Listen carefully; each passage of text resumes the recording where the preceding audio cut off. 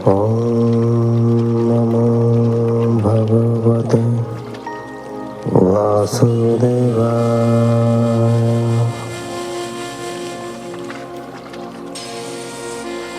ॐ नमो भगवते वासुदेवाय।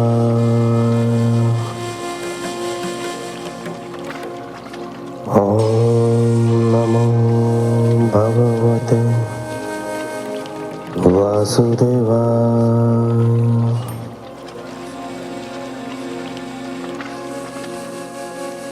आप सुन रहे हैं हिंदू रिचुअल्स, हिंदू रीति रिवाज द्वारा प्रसारित श्रीमद् भागवत महापुराण।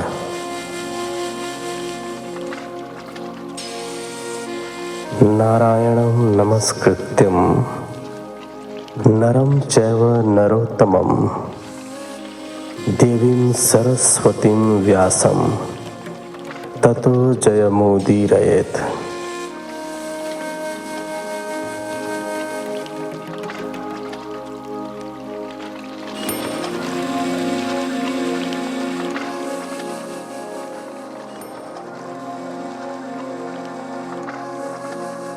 द्वितीय स्कंद के इस एपिसोड में आप सुनेंगे चौथे अध्याय से लेकर 7वें अध्याय तक। तो चलिए कथा आरंभ करते हैं चौथे अध्याय से। चौथा अध्याय।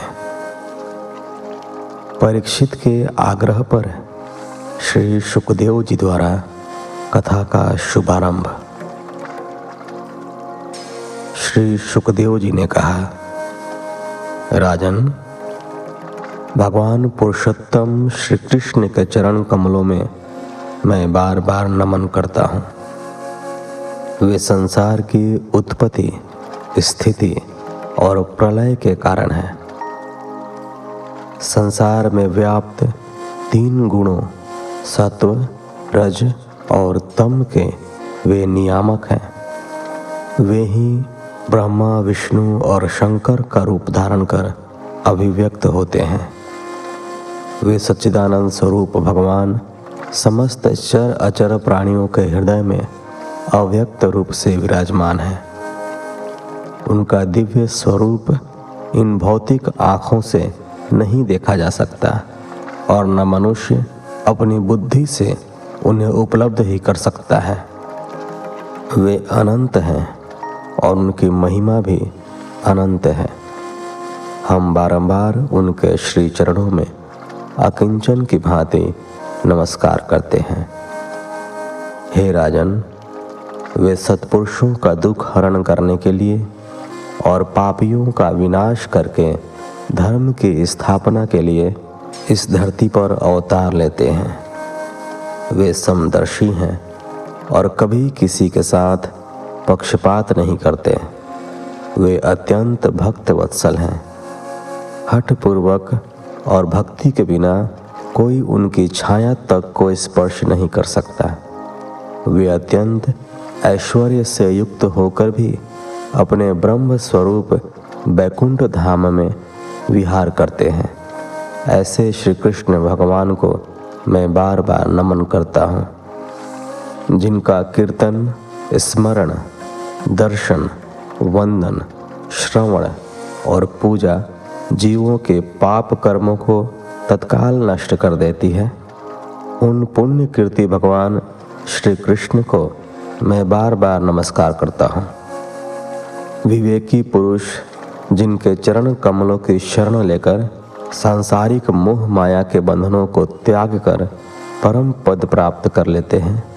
बड़े बड़े तपस्वी, दानी, यशस्वी, मनस्वी, सदाचारी, मंत्रवेत्ता और योगी जन अपनी अपनी साधनाओं को जिनके चरण कमलों में अर्पित कर देते हैं। नीच जातियां भी जिनके भक्तों की संगति से पवित्र हो जाती हैं।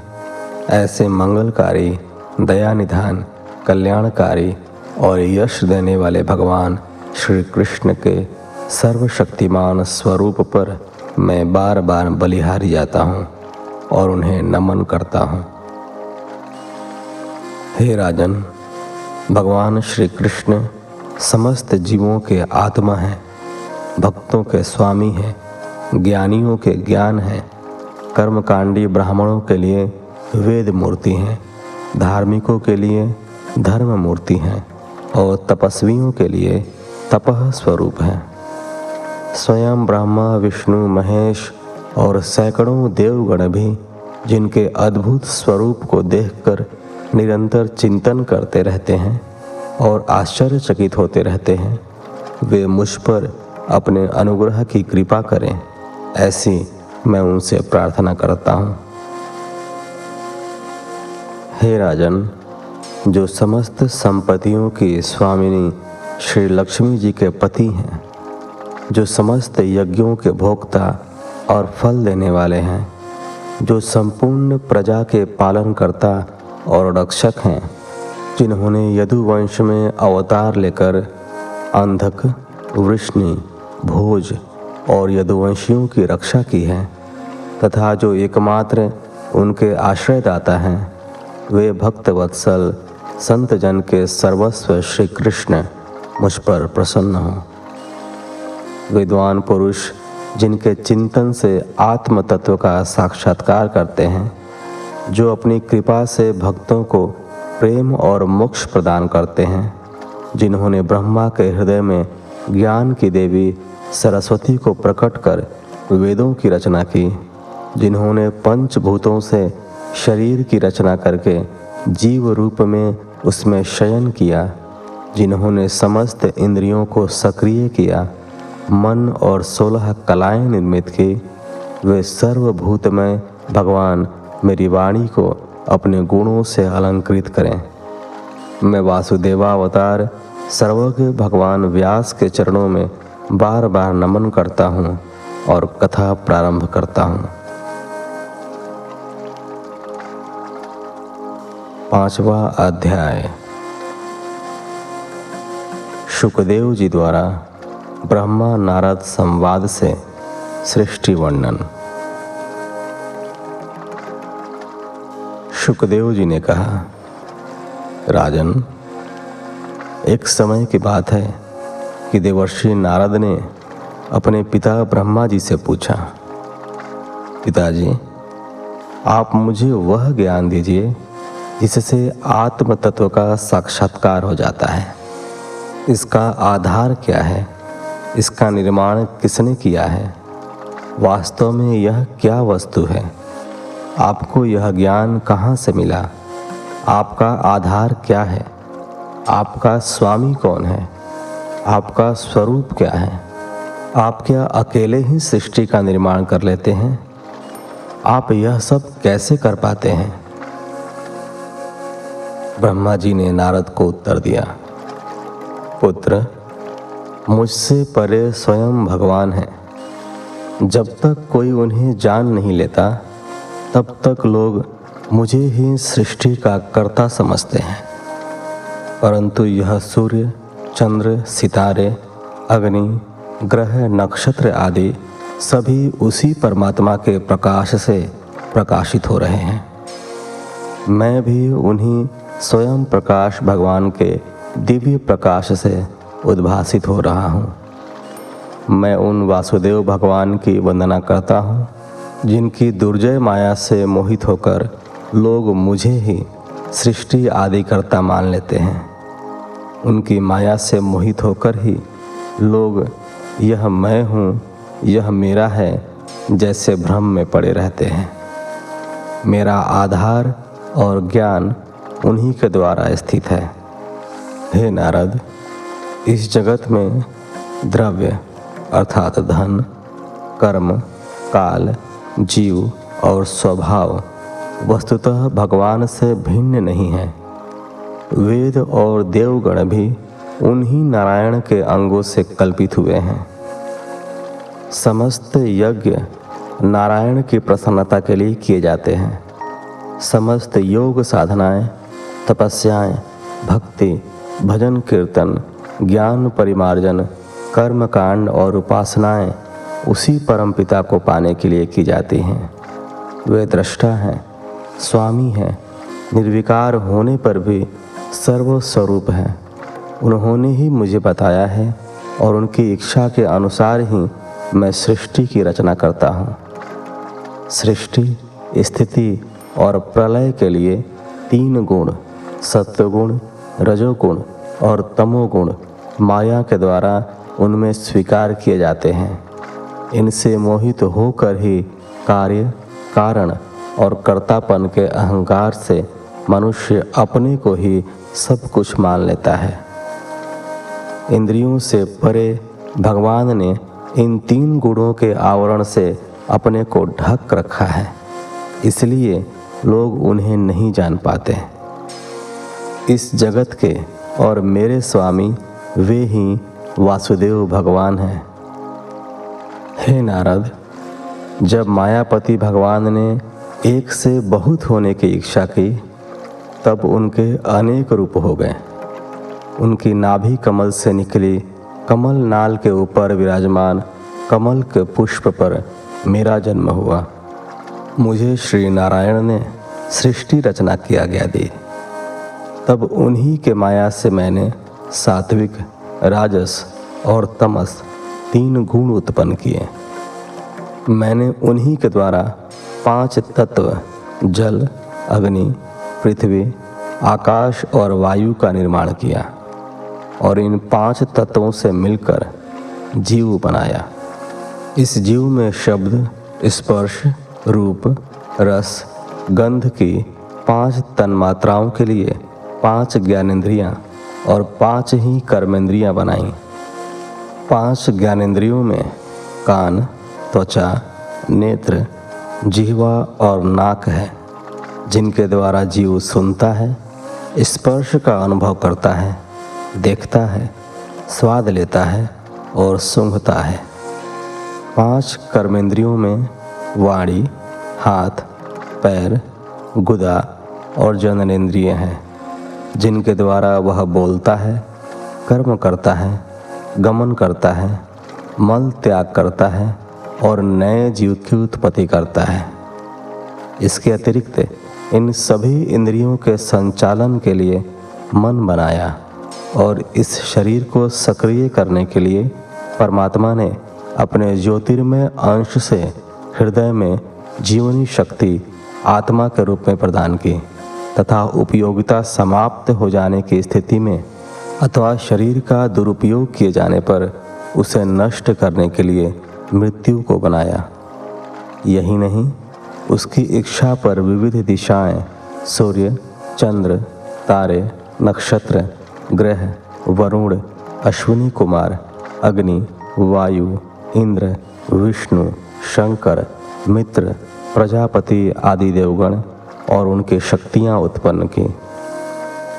हे पुत्र, इन 5 भूतों, इंद्रियों, मन, सत्व, रज और तम आदि के मिश्रण से ही ब्रह्मांड का निर्माण संभव हो सका। उस प्रारंभिक दशा में ये सभी तत्व एक विशाल अंडे के रूप में जल में पड़े हुए थे। फिर काल, कर्म और स्वभाव से भगवान ने उस निर्जीव से पड़े अंडे को सक्रिय कर दिया और उसे फोड़कर उसमें से एक विराट पुरुष को निकाला। उस पुरुष के जंघाएं, चरण, भुजाएं, नेत्र, मुख और सिर सहस्त्रों की संख्याओं में थे। उसके कमर के नीचे 7 पातालों की और कमर से ऊपर 7 स्वर्गों की कल्पना की जाती है। ब्राह्मण इस विराट पुरुष का मुख है, भुजाएं क्षत्रिय हैं, जांघें वैश्य हैं और पैर शूद्र हैं। इस प्रकार यह विराट पुरुष सर्वलोकमय है। 6वां अध्याय। ब्रह्मा जी द्वारा विराट पुरुष की विभूतियों का वर्णन। ब्रह्मा जी ने कहा, उस विराट पुरुष के मुख से वाणी और तेजस्वी अग्निदेव प्रकट हुए। उसके जिह्वा से अमृतमय अन्न, सभी प्रकार के रस और विष उत्पन्न करने वाले वरुण देव प्रकट हुए। उसकी नाक से 5 प्रकार के प्राण और वायु देव उत्पन्न हुए। अनेक प्रकार की औषधियों और विविध गंध उत्पन्न करने वाले देव अश्विनी कुमार प्रकट हुए। उसके नेत्रों से तेजोमय प्रकाश से अंधकार को दूर करने वाले सूर्यदेव प्रकट हुए। उसके कानों से शब्द और आकाश निकले। वस्तुतः उस विराट पुरुष का शरीर संसार की समस्त वस्तुओं का विशाल कोश है।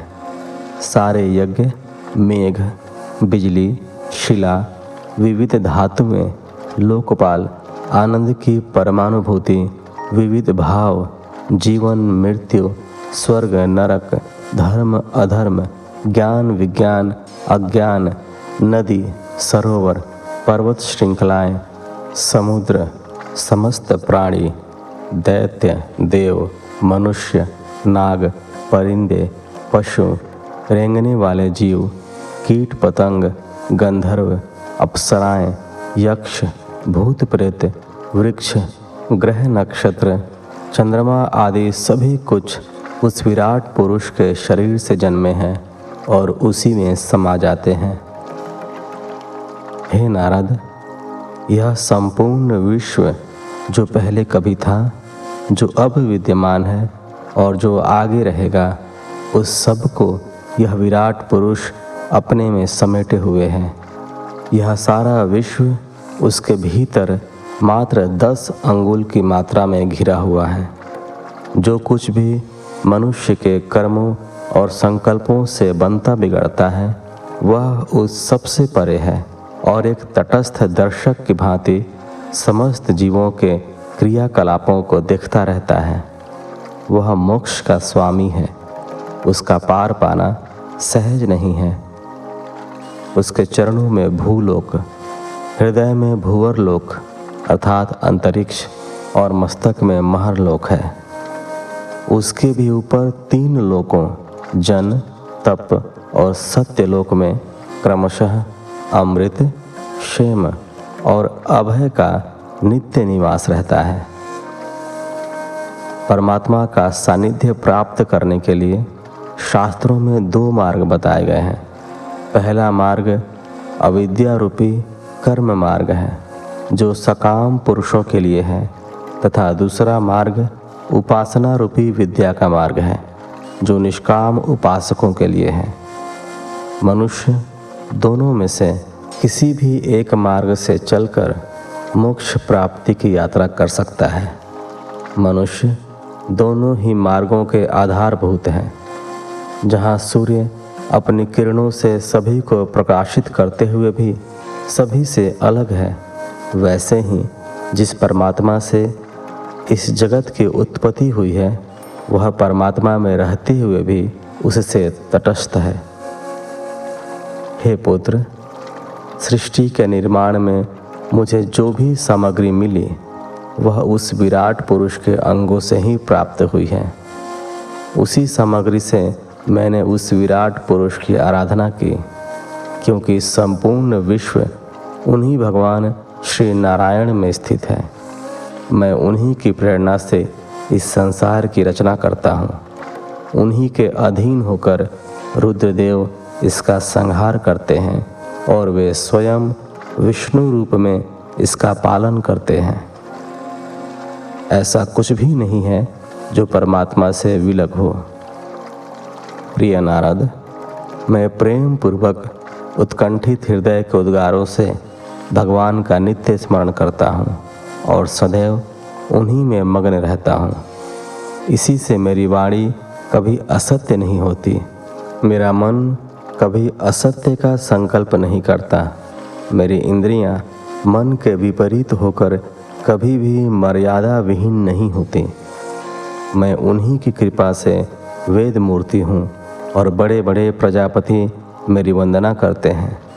मैं परम मंगलमय, शरण वत्सल, कल्याण स्वरूप, जीवन मृत्यु के आवागमन चक्र से मुक्ति दिलाने वाले ऐसे वासुदेव भगवान नारायण को नमन करता हूँ। उनकी माया अपरंपार है। वे अनंत और असीम हैं। बुद्धि विलास से उन्हें जानना असंभव है। इसलिए हम भक्ति भाव से उनकी अवतारी लीलाओं का वर्णन करके उनके प्रति अपनी श्रद्धा के सुमन चढ़ाते हैं। वे तीनों कालों में सत्य एवं परिपूर्ण हैं। वे प्रत्येक जीव की अंतरात्मा में स्वयं स्थित हैं। महात्मा लोग अपने अंतःकरण, इंद्रिय और शरीर को शांत करके उनका साक्षात्कार करते हैं। परमात्मा के अनेकानेक लीलावतारों का शास्त्रों में वर्णन प्राप्त होता है। उन लीलाओं के श्रवण से कानों को अमृत रस का अनुभव होता है। तुम्हें मैं उन अवतार लीलाओं का वर्णन यहाँ सुनाता हूँ। तुम सावधान होकर उसे सुनो। 7वां अध्याय। भगवान के लीलावतारों की कथा का वर्णन। ब्रह्मा जी ने कहा, सर्वप्रथम जब प्रलय काल में पृथ्वी जल में डूबी हुई थी, तब पृथ्वी का उद्धार करने के लिए भगवान ने वराह अवतार लिया था। उस समय का दैत्य हिरण्याक्ष जल के अंदर ही उनसे लड़ने सामने आया। जैसे इंद्र अपने वज्र से पर्वतों को खंड खंड कर डालते हैं, उसी प्रकार वराह अवतार रूपी भगवान ने अपने पैने दांतों से उस दैत्य के टुकड़े टुकड़े कर दिए और पृथ्वी को जल से बाहर निकाला। फिर उन्होंने प्रजापति की रुचि नामक पत्नी के गर्भ से जन्म लिया। उस समय प्रभु को सुयज्ञ के नाम से पुकारा गया। उस अवतार में प्रभु ने दक्षिणा नामक पत्नी से सुषम नामक पुत्र उत्पन्न किया, जो देवता कहलाया। उन्होंने तीनों लोकों के संकट हर लिए। इसी से स्वयंभू मनु ने उन्हें हरि नाम से पुकारा। हे नारद, कर्दम प्रजापति के घर देवहूति के गर्भ से 9 बहनों के साथ भगवान ने कपिल के रूप में तीसरी बार अवतार लिया। उन्होंने अपनी माता को आत्मज्ञान का उपदेश देकर उनके हृदय के सभी मल को धो दिया। तब वे कपिल भगवान के वास्तविक रूप को जान सकें।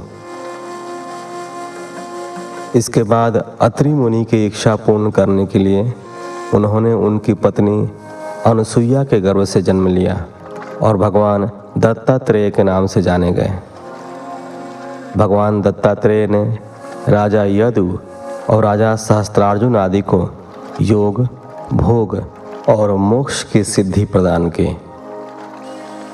नारद, सृष्टि के प्रारंभ में जब विभिन्न लोकों की रचना के लिए मैंने तपस्या की, तब उन्होंने सन नामक से युक्त होकर सनक, सनंदन, सनातन और सनत कुमार रूप में अवतार लिया। इस अवतार में प्रलय के कारण पहले कल्प में प्राप्त आत्मज्ञान को भुला बैठे ऋषियों को उन्होंने आत्मज्ञान का उपदेश दिया और उन्हें परम तत्व का ज्ञान करा के आत्म साक्षात्कार कराया। एक कल्प में वे धर्म की पत्नी दक्ष कन्या मूर्ति के गर्भ से नर नारायण के रूप में प्रकट हुए। उनकी तपस्या से भयभीत होकर इंद्र ने उनका तप खंडित करने के लिए सुंदर अप्सराएं भेजी, परंतु उनके सामने पहुंचकर वे अपना काम भाव ही भूल बैठी। नर नारायण के निर्मल हृदय में क्रोध के लिए कोई स्थान नहीं था, फिर काम भाव का प्रवेश कैसे हो पाता?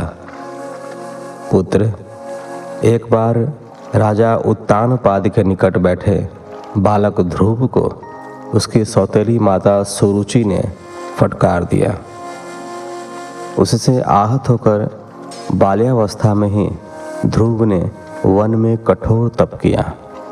उसकी तपस्या से प्रसन्न होकर भगवान विष्णु रूप में प्रकट हुए और ध्रुव को आकाश में ध्रुव पद का वरदान दिया। उसी ध्रुव की परिक्रमा आज भी आकाश में सप्तर्षि करते हैं।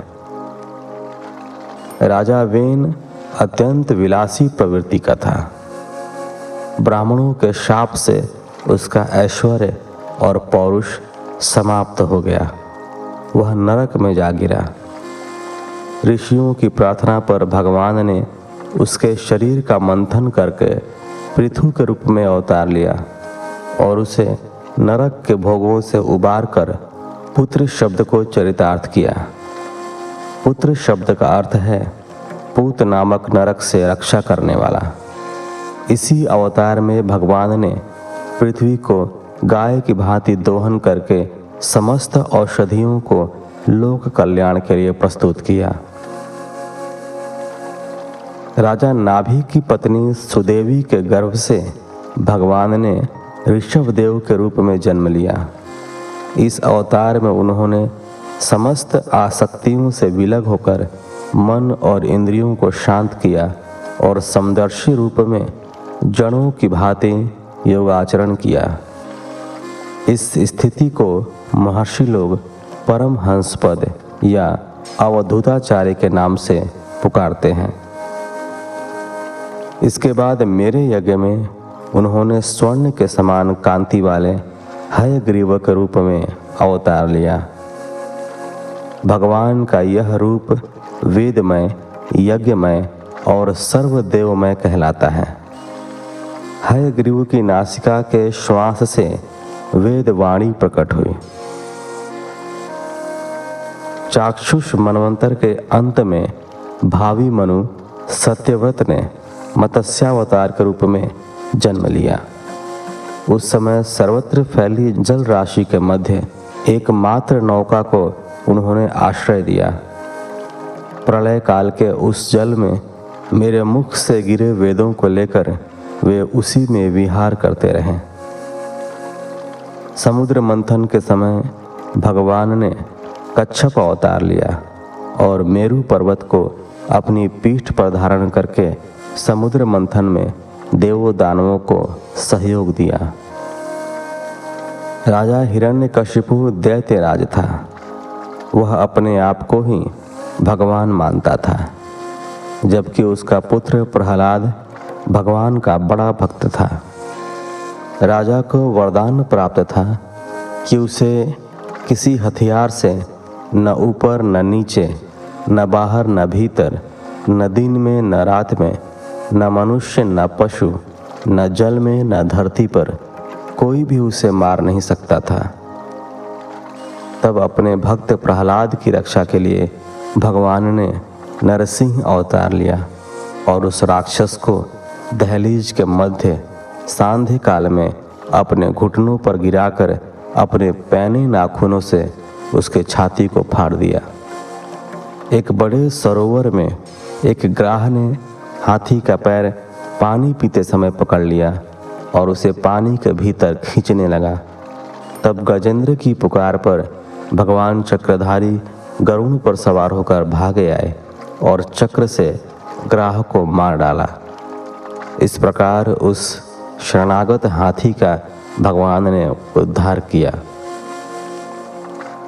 दैत्यराज बलि बड़ा दानी था।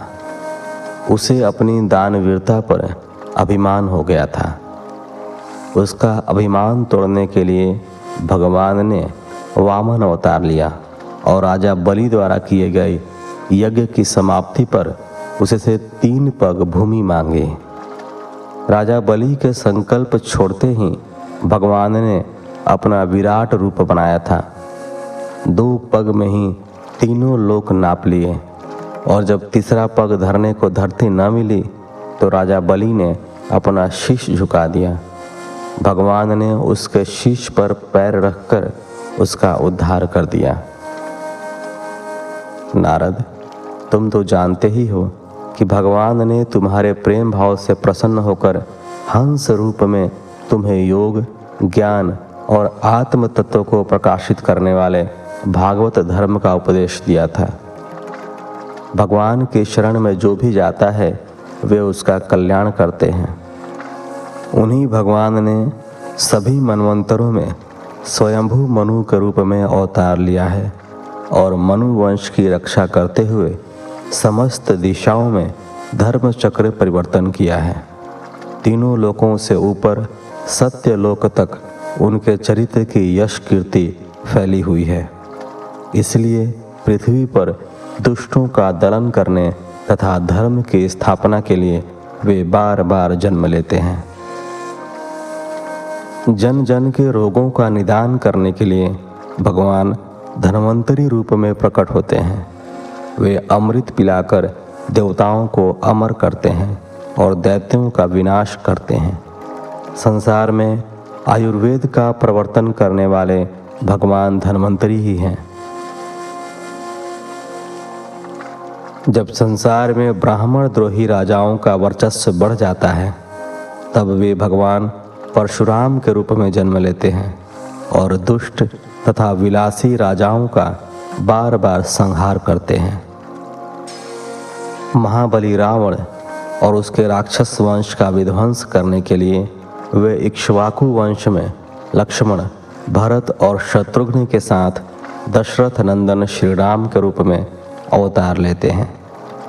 जिस समय धरती पर दैत्य वंश और दुष्ट राजाओं का वर्चस्व सर्वाधिक रूप से बढ़ जाता है, उस समय पृथ्वी का भार हल्का करने के लिए भगवान श्री बलराम जी सहित श्री कृष्ण के रूप में अवतरित होते हैं। उस समय वे ऐसी ऐसी अद्भुत लीलाएं करते हैं जिन्हें समझना प्रत्येक व्यक्ति के बस में नहीं है।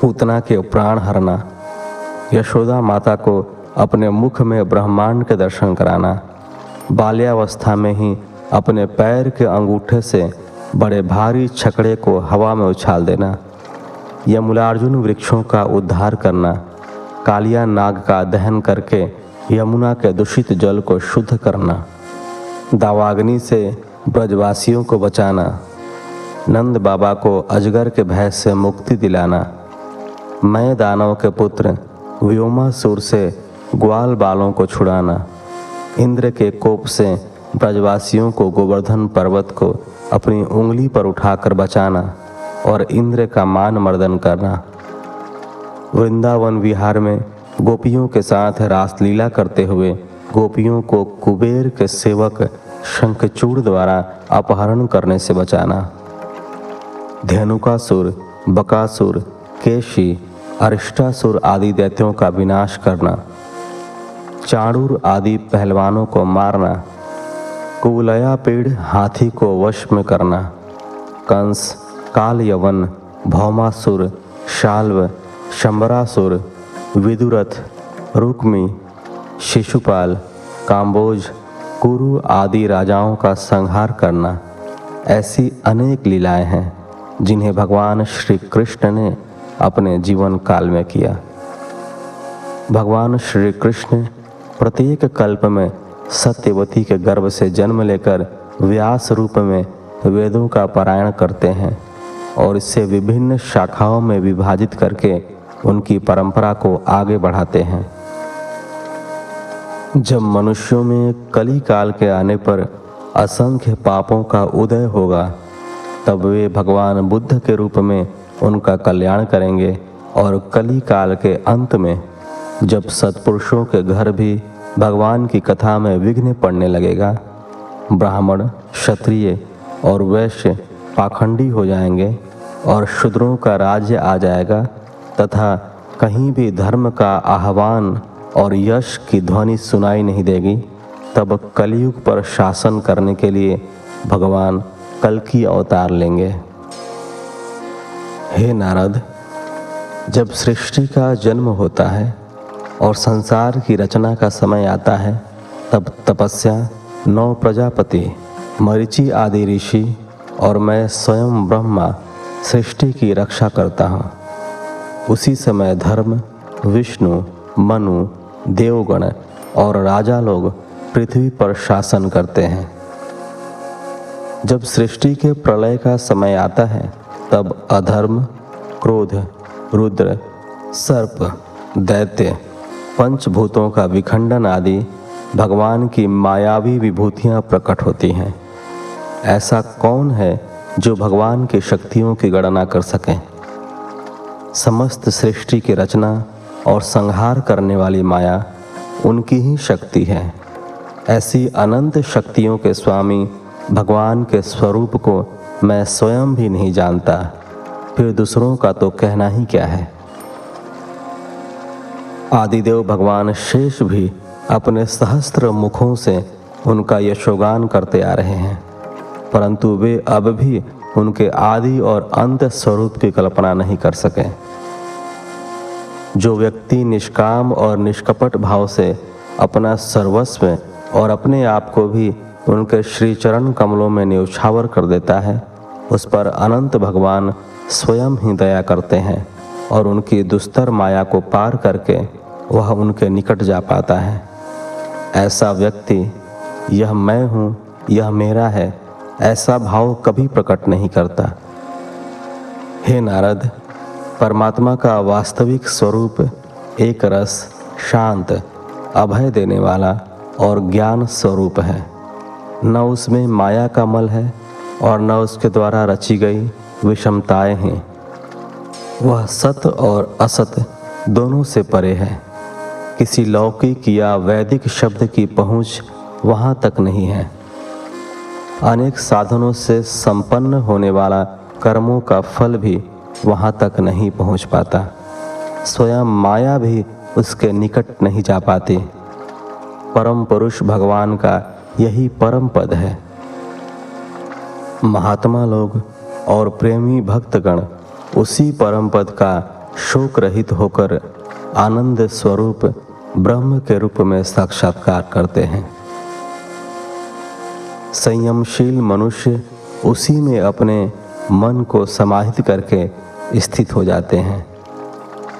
समस्त कर्मों का फल भी स्वयं भगवान देते हैं।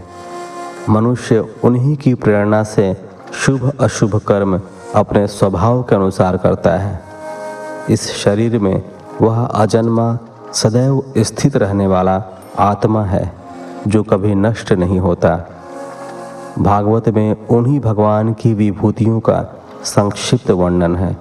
जो नित्य उसका श्रवण करता है उसे माया कभी मोहित नहीं करती। तुम भगवान के गुणों का प्रचार जन जन में करो, यह मेरा आदेश है। इस प्रकार 7वें अध्याय के साथ इस एपिसोड को यहीं विराम देते हैं। मिलते हैं आपसे अगले एपिसोड में। तब तक के लिए धन्यवाद। जय श्री हरि।